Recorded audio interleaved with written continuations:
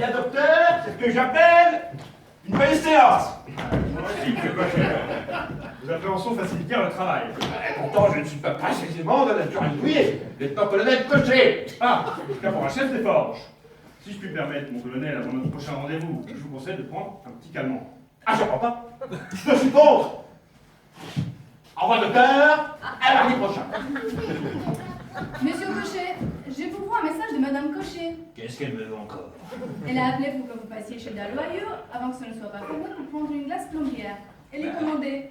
Vous pouvez pas la faire livrer?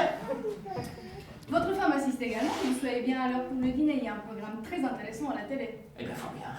J'irai me coucher. Oh, j'ai bien peur que non, monsieur Cochet.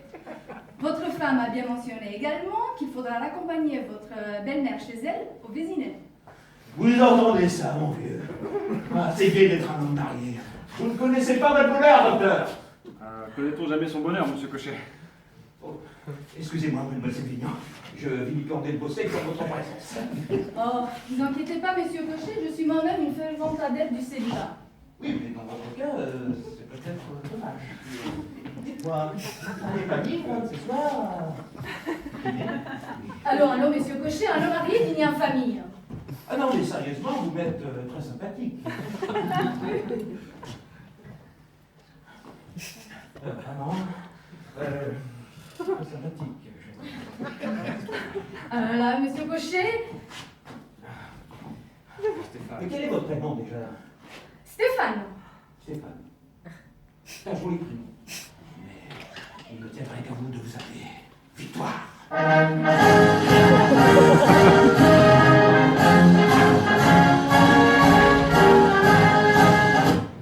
Quel vieux schnock. Rude journée. Ah, à qui le dites-vous? Vous avez été très efficace, Stéphane, comme toujours. Vous avez plus besoin de moi, docteur? Non, non, vous pouvez vous sauver. Alors, à demain, docteur. Stéphane, Docteur? je m'excuse pour mon petit mouvement d'impatience de ce matin. Oh, j'ai l'habitude, docteur. J'espère que de votre côté, vos amis se sont aplanis. Oui, tout à fait, tout à fait. Tant mieux. Stéphane, Docteur? vous êtes pressé ce soir?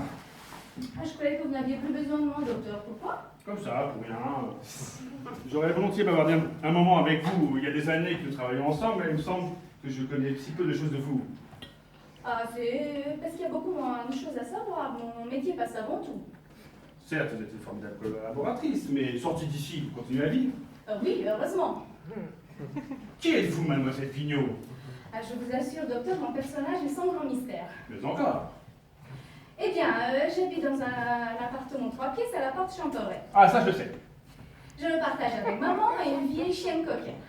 J'ai une Twingo à qui je dois de grandes satisfactions. Une fois par semaine, je joue au Scrabble avec un groupe très sympathique de ma sœur Irène et mon beau-frère. Ah oui, j'ai déjà rencontré votre sœur, il me semble. Non, pas celle-là, mais l'aînée qui vit à Angoulême. Ah, c'est ça. J'ai aussi 2 petits-neveux que j'aime beaucoup. Ah, en somme, vous formez une famille très unie. Oui, très, mais je ne déteste pas me retrouver seule avec moi-même. Je lis beaucoup, peu de romans. Je n'aime guère les romans.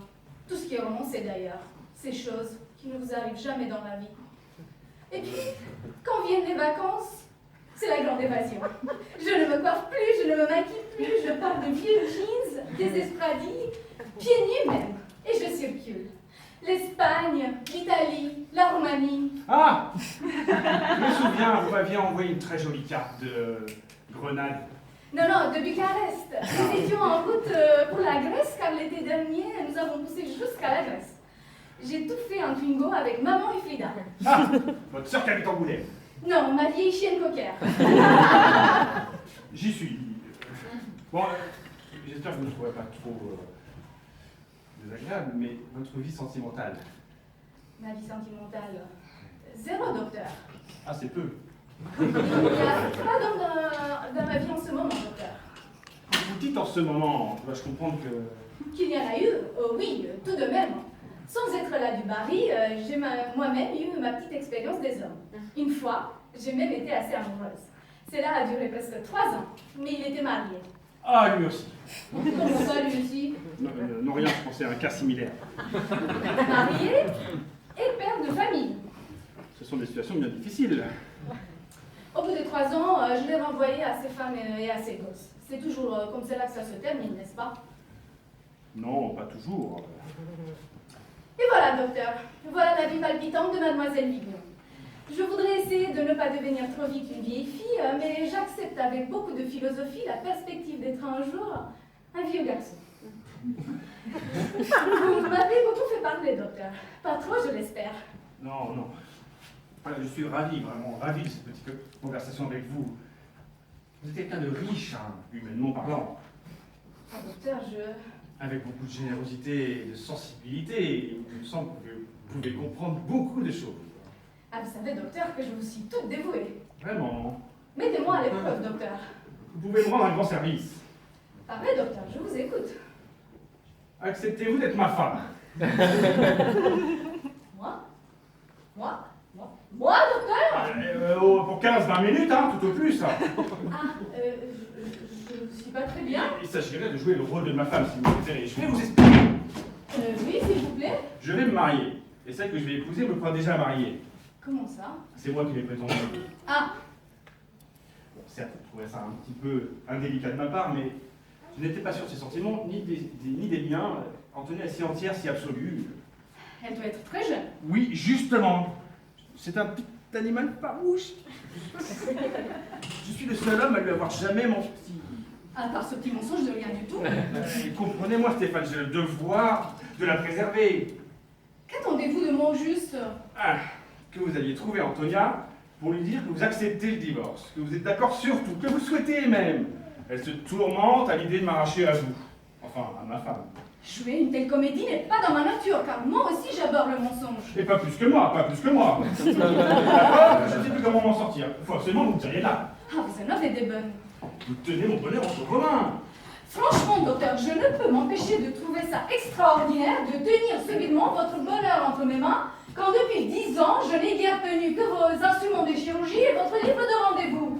Votre bonheur, vous avez fort bien su le défendre sans moi jusqu'à présent.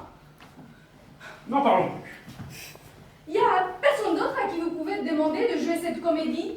Tenez, cette ravissante eurasienne que vous ne quittiez plus l'hiver dernier, celle qui vous a démoli votre BM. Ça serait la moindre des choses qu'elle vous déballe à son tour. Ah non, non, vous n'y pensez pas. Elle n'a pas du tout le physique de l'emploi. Parce que moi je l'ai. Ah, je sais vraiment pas comment je dois le prendre. Mais bien, Stéphane, bien, comment voulez-vous le prendre? Il faut croire que vous êtes digne de porter mon nom. Docteur, cette discussion est très pénible.